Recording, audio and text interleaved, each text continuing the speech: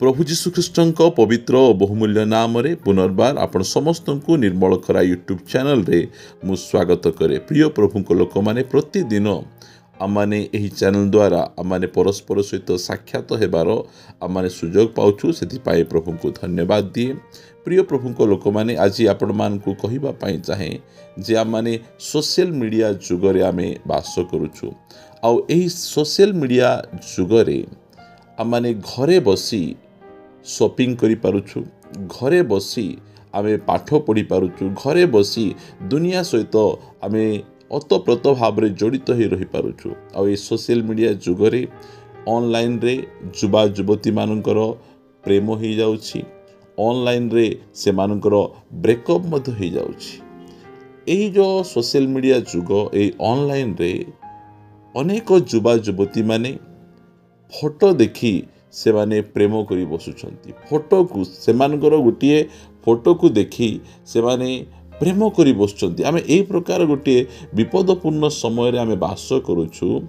जणे व्यक्ति को आमे जानू नाहु, से चरित्र विषय रे जानू नाहु, तांकर परिवार रो पृष्ठभूमि विषय रे आमे जानू नाहु, मात्र केवल फोटो देखी आमे सेमानंकु प्रेम करूछु, सेमानक सहित बाहा हेबार कथा मध्य दउछु। आ अनेक एही प्रकार हो जाउछि।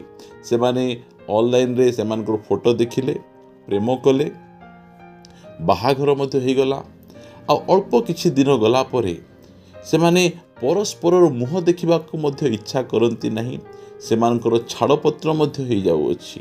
एही प्रकार गोटे समय रे आमे वास करूछु। कारण बाहाघर कोनोसी खेल घर नुहे। आमे ऑनलाइन रे फोटो देखि आमे बाहा ही परिबा नहीं। जदि आपण बाहा हेबा पई चाहुचंती ताहाले प्रथमे आपण बसी प्रार्थना करंतु। उपवास प्रार्थना आपण को करिबा को पड़िबो। कारण बाहाघर आपण जीवन रे थरे हेबे। जदि आपण गोटे घर किनिछंती आ घर पसंद लागिला नहीं, घर को आपण बदले दे पारिबे, किछि असुविधा नहीं। आपण जदि गाड़ी गोटे किनिछंती, गाड़ी पसंद हैला नहीं, से गाड़ी को मध्य बदले दे पारिबे। आपण गोटे मोबाइल फोन किनिछंती, मोबाइल फोन जदि पसंद लागिला नहीं ताहाले मोबाइल फोन को मध्य बदले दे पारिबे, मात्र आपण निजर जीवन साथी को बदले पारिबे नहीं। कारण बाइबल आमान को कहे, आमान को परमेश्वर स्त्री त्याग को छाड़पत्र को से घृणा करिबा परमेश्वर। सेति पई बाहा हेबा पूर्वरु आमे मंडलीर वरिष्ठ पालक मानकर परामर्श नेबार आवश्यक रही। केवल आमे ऑनलाइन रे आमे फोटो देखिलु, आउ से पुओ बा झियो को आमे पसंद कलु, आउ तांको सहित आमे बाहागर हो जिवु। ए प्रकार अनेक विवाह घर गुड़िक नष्ट होउछि। प्रिय प्रभु को लोक माने फोटो देखी प्रेम करिबाटा बहुत बहुत विपदपूर्ण अटे। बाइबल रो गोटे वाक्य आम माने पढ़िबा, जहाँकि हितोपदेश 14 अध्याय 12 पद, मनुष्यर दृष्टि रे कोनोसी कोनोसी पथ सरल देखा जाए। प्रिय माने ए जो आमर आखि आमको धोखा दिए, आमर दृष्टि आमको धोखा दिए। कारण मनुष्यर दृष्टि रे कोनोसी कोनोसी पथ सरल दिसे, बहुत भल लगे, बहुत सुंदर लगे, आउ बहुत आकर्षणीय लगे। जो समय रे लोटंकर कथा, लोट जो सदम गमरा को देखिले, से सदम गमरा तांको सदा प्रभुंकर उद्यान परि लागिला। से सदम गमरा रे तांकर पशु पाई बहुत सुंदर खाइबा पीबार थिला, मात्र सदम गमरा संपूर्ण भाव रे व्यभिचार रे परिपूर्ण गोटे नगर थिला। जो समय रे आमे फोटो देखुचु, से फोटो को देखी आमे सही चेहरा प्रति आमे आकर्षित हो जिबा नहीं। एहा प्रेम नुहे, यह कामुकता अटे। गोटे चेहरा को आपण देखी, से फोटो को देखी आपण आकर्षण हो जाई ताहा सहित बाहा हेबा पई जो आपण इच्छा करूचंती, यह प्रकृत रे प्रेम नुहे, यह कामुकता अटे। आपण सही व्यक्ति को आपण भल पाउ नाहांती, से चेहरा को भल पाउचंती, से फोटो को भल पाउचंती। सेति पई ज्ञानी सोलोमन से लिखंती, मनुष्य मानक दृष्टि रे कोनोसी कोनोसी पथ सरल देखा जाए, मात्र ताहार शेष रे मृत्युर पथ थाए।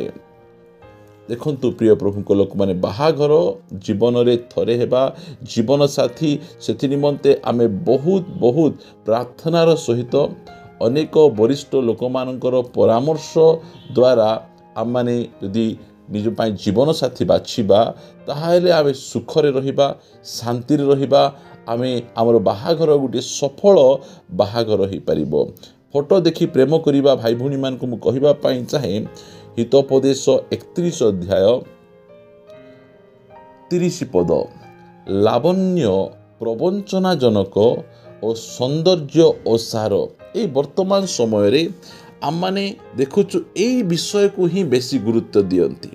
ଆପଣ ଯେକୌଣସି ସ୍ଥାନରେ ଯାଆନ୍ତୁ, ସେମାନଙ୍କର ଯେଉଁ ବାହାରୀୟ ସୌନ୍ଦର୍ଯ୍ୟକୁ ସେମାନେ ବହୁତ ପସନ୍ଦ କରନ୍ତି, ସମ୍ମାନ ଦିଅନ୍ତି, ଆଉ ସେଇ ସବୁ ପ୍ରତି ହିଁ ଆକର୍ଷଣ ହୋଇଯାଆନ୍ତି। ସେଥିପାଇଁ ଲେଖାଯାଏ ଯେଉଁ ଲାବଣ୍ୟ ପ୍ରବଞ୍ଚନାଜନକ ଆଉ ସୌନ୍ଦର୍ଯ୍ୟ ଓସାର, ମାତ୍ର ଯେଉଁ ସ୍ତ୍ରୀ ସଦାପ୍ରଭୁଙ୍କୁ ଭୟ କରେ ସେ ପ୍ରଶଂସିତା ହେବ, ତାହାର ହାତର ଫଳ ତାହାକୁ ଦିଆଯିବ, ପୁଣି ତାହାର ନିଜ କର୍ମ ନଗର ଦ୍ୱାରରେ ତାହାର ପ୍ରଶଂସା କରିବ। ପ୍ରିୟ ପ୍ରଭୁଙ୍କ ଲୋକମାନେ, ଆପଣମାନଙ୍କୁ କହିବା ପାଇଁ ଚାହେଁ, ଏଇ ବାହାର ଆକର୍ଷଣକୁ ଦେଖି ଆପଣ ଆକର୍ଷିତ ହେଇ ଯାଆନ୍ତୁ ନାହିଁ। ଏହାର ଅର୍ଥ ନୁହେଁ ଯେ ଆମେ କୌଣସି ପୁଅ ବା ଝିଅର ଆମେ ସୌନ୍ଦର୍ଯ୍ୟକୁ ଦେଖିବା ନାହିଁ, ବାହାରର ଯେ ପ୍ରକାର ହେଲେ ଚଳିବ, ସେ କଥା ମଧ୍ୟ ବାଇବଲ ଆମମାନଙ୍କୁ କହେ ନାହିଁ ପ୍ରିୟମାନେ। ମାତ୍ର ଆମେ ଏଇ ଯେଉଁ ଫଟୋ ଦେଖି ପ୍ରେମ କରୁଛୁ, ଫଟୋ ଦେଖି ଆମେ ବାହା ହେବା ପାଇଁ ଆମେ ହଁ କହୁଛୁ, ଆମେ ଏ ଯେଉଁ ବାହିକ ବିଷୟ ଗୁଡ଼ିକ, କାରଣ ଆମମାନେ ନହଙ୍କ ସମୟରେ ଆମେ ବାସ କରୁଛୁ। ନହଙ୍କ ସମୟର ଗୋଟିଏ ଗୁଣ ଏ ପ୍ରକାର ଥିଲା, ଯଦି ପଢ଼ିବା ଆଦି ପୁସ୍ତକ 6 ଅଧ୍ୟାୟର 2 ପଦ, ସେତେବେଳେ ପରମେଶ୍ୱରଙ୍କ ପୁତ୍ରଗଣ ମନୁଷ୍ୟମାନଙ୍କର କନ୍ୟାଗଣକୁ ରୂପବତୀ ଦେଖି ସେମାନେ ଯେଉଁମାନଙ୍କୁ ପସନ୍ଦ କଲେ ସେ ସମସ୍ତଙ୍କ ମଧ୍ୟରୁ ବିବାହ କରିବାକୁ ଲାଗିଲେ। ନହଙ୍କ ସମୟରେ ସବୁଠୁ ଇମ୍ପୋର୍ଟାଣ୍ଟ ବିଷୟ ଥିଲା ସୌନ୍ଦର୍ଯ୍ୟ। ତାଙ୍କର ଚରିତ୍ର କି ପ୍ରକାର ଥାଉଛି, ତାଙ୍କର ପୃଷ୍ଠଭୂମି କି ପ୍ରକାର, ସେ ପ୍ରଭୁଙ୍କୁ ଜାଣିଛି କି ନ ଜାଣିଛି, ସେ ଗୋଟେ ଭଲ ଝିଅ କି ଖରାପ ଝିଅ, କି ଭଲ ପୁଅ କି ଖରାପ ପୁଅ, ଏସବୁ ବିଷୟ ମାଇନେ କରୁନଥିଲା। ସେହି ସମୟରେ ସବୁଠୁ ବଡ଼ ମାଇନେ କରୁଥିଲା ତାଙ୍କର ସୌନ୍ଦର୍ଯ୍ୟ। ଯଦି ସେ ଦେଖିବା ପାଇଁ ସୁନ୍ଦର ଅଛନ୍ତି, ହ୍ୟାଣ୍ଡସମ୍ ଅଛନ୍ତି, ବ୍ୟୁଟିଫୁଲ୍ ଅଛନ୍ତି, ସେତିକି ଯଥେଷ୍ଟ। ଆଉ ବାକି ସବୁ ବିଷୟ ଗୁଡ଼ିକ ମୋ ପାଇଁ ମାଇନେ ରଖେ ନାହିଁ। ସେଇ ନହଙ୍କ ସମୟରେ ସେଇ ପ୍ରକାର ହେଉଥିଲା, ଆଉ ଆଜିର ସମୟରେ ମଧ୍ୟ ସେଇ ସମାନ ଚାଲିଛି ପ୍ରିୟମାନେ। ସେଥିପାଇଁ ଆଜି ଅନେକ ବାହାଘର ଗୁଡ଼ିକ ନଷ୍ଟ ହେଉଛି, ଅନେକ ପରିବାରରେ ବହୁତ ସମସ୍ୟା ଦେଖାଯାଏ। ଆମମାନଙ୍କ ଖ୍ରୀଷ୍ଟିଆନ ପରିବାରରେ ମଧ୍ୟ ଏହି ପ୍ରକାର ଅନେକ ସମସ୍ୟା ଗୁଡ଼ିକ ଆମେ ଦେଖୁଛୁ। ଯଦି ଆମେ ପଢ଼ିବା ଆଦି ପୁସ୍ତକ 24 ଅଧ୍ୟାୟ ଏହାର 67 ପଦ 67, ସେତେବେଳେ ଇସାକ ରିବିକାକୁ ଗ୍ରହଣ କରି ଆପଣା ମାତା ସାରାଙ୍କ ତମ୍ବୁକୁ ଘେନିଗଲେ। ପ୍ରିୟମାନେ, କେତେବେଳେ ଯେତେବେଳେ ଲେଖା ହେଉଛି, ଆମେ 66 ପଢ଼ିବା, ଲେଖାଗଲା, ଅନନ୍ତର ସେହି ଦାସ ଇସାକକୁ ଆପଣାର କୃତ ସମସ୍ତ କର୍ମର ସମସ୍ତ ବିବରଣ କହିଲା। ଯେଉଁ ସମୟରେ ଏଲିଆଜର ଇସାକଙ୍କ ପାଇଁ ସେ କନ୍ୟା ଖୋଜିକିନା ଆଣୁଛନ୍ତି, ସେହି ସମୟରେ ସେହି କନ୍ୟାକୁ ଇସାକ ଗ୍ରହଣ କରୁଛନ୍ତି। ପ୍ରଭୁଙ୍କର ଦାସମାନେ, ପରିବାରର ମା ବାପା ମାନେ, ସେମାନଙ୍କର ପରାମର୍ଶ ନିହାତି ଆବଶ୍ୟକ ରହିଛି। କେବଳ ଫଟୋ ଦେଖି, ବାହିକ ସୁନ୍ଦରତାକୁ ଦେଖି, ପୁଅ ହେଉ କି ଝିଅ ହେଉ, ଆମ ନିଜ ନିମନ୍ତେ ଯଦି ଆମେ ଜୀବନସାଥୀ ଆମେ ବାଛିବା, ତାହେଲେ ଅଶାନ୍ତି, ଗଣ୍ଡଗୋଳ, ଛାଡ଼ପତ୍ର ଏସବୁ ନିହାତି ରହିବ। ମାତ୍ର ଯେଉଁ ସମୟରେ ପ୍ରଭୁଙ୍କ ହସ୍ତରୁ ଆମେ ଗ୍ରହଣ କରିବା, ଯେତେବେଳେ ତାଙ୍କୁ କହିଲେ, ଏଲିଆଜର ଇସାକକୁ କହିଲେ, ଏହି ପ୍ରକାର ଭାବରେ ପ୍ରଭୁ ତୁମ ନିମନ୍ତେ ସ୍ତ୍ରୀ ଯୋଗାଇଛନ୍ତି, ସେହି ସମୟରେ ଇସାକ ରିବିକାକୁ ନିଜର ତମ୍ବୁକୁ ନେଇଯାଉଛନ୍ତି। ଲେଖାଗଲା, ସେତେବେଳେ ଇସାକ ରିବିକାକୁ ଗ୍ରହଣ କରି ଆପଣା ମାତା ସାରାର ତମ୍ବୁକୁ ଘେନିଯାଇ ତାହାକୁ ବିବାହ କଲା। ପୁଣି ସେ ତାହାକୁ ପ୍ରେମ କଲା। ତହିଁରେ ଇସାକ ମାତୃମରଣ ଶୋକରୁ ସାନ୍ତ୍ୱନା ପାଇଲା। ପ୍ରିୟ ପ୍ରଭୁଙ୍କ ଲୋକମାନେ, ବାହାଘର ପରମେଶ୍ୱରଙ୍କ ଦ୍ୱାରା ନିର୍ମିତ, ଆଉ ଏଇ ବାହାଘର आशीर्वाद युक्त अटे। जदि आमे परमेश्वर इच्छा अनुसार आमे जदि विवाह करिबा, जदि परमेश्वर इच्छा अनुसार विवाह करिबा नहीं, ताहाले आमर बाहाघर दुख कष्ट समस्या रे परिपूर्ण हेबो। सेतिपाई बाइबल आममानकु कहे असमान जुआली रे जोचा न जाओ। असमान जुआली रे जोचा जिबा ताहाले आममानकर पारिवारिक जीवन संपूर्ण भाव रे नष्ट हो जिवो, दुख रे परिपूर्ण हो जिवो। आम घरे सबु प्रकार विषय थिबो, मात्र ता सहित अशांति थिबो, झगड़ा थिबो। सेतिपाई प्रिय प्रभुंक लोक माने एही जो बाहिक विषय केवल आप देखंतु नहीं। बाहिक विषय देखिबा पाई मना करा जाए नहीं।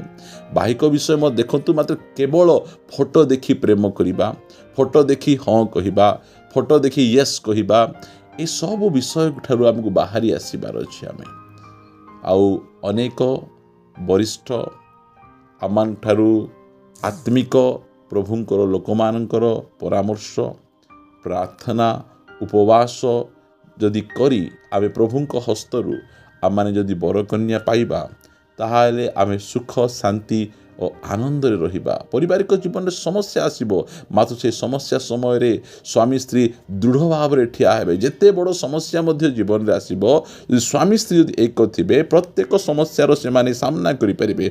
यदि स्वामी स्त्री मध्य रे एकता रहिबो नहीं, ताहाले छोटिया छोटिया समस्या आमर परिवार को नष्ट करदेव। प्रिय प्रभुंक लोक माने गोटे बोझर सहित आपण मानक कहबा पाई चाहे, केवल फोटो देखी आपण प्रेम करंतु नहीं, फोटो देखी आपण आगु बढ़ंतु नहीं। आपण प्रार्थना करंतु, अनेकंकर परामर्श नियंतु, आउ एहा परे आगु को बढ़ंतु। आसंतु पदे प्रार्थना करिबा।